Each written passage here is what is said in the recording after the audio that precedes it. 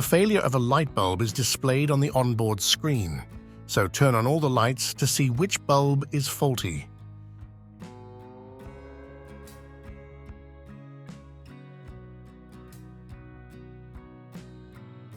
Don't forget to check the side and rear lights as well. In this situation, the low beam lamp is defective.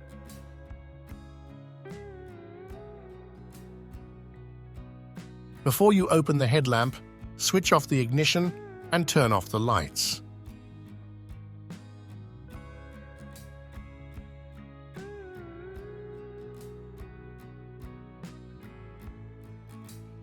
It's recommended to put on a pair of gloves before you open the headlamp.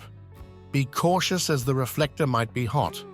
Also, avoid letting the oils from your fingers touch the bulbs.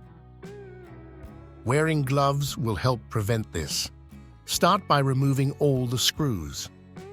When replacing the lights on the Actros, use only the new H7 long life bulbs from the new production set. Note, only handle the bulb by the metal cap at the rear.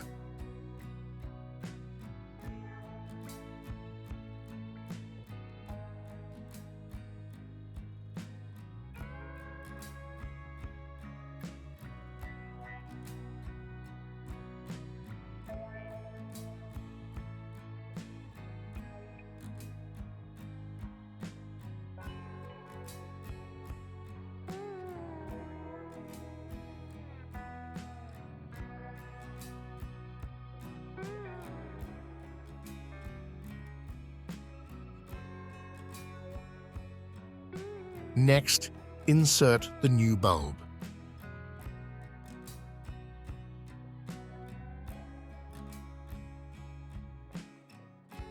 And that completes the process.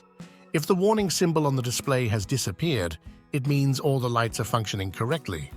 The final step is to adjust the headlamps to the correct setting.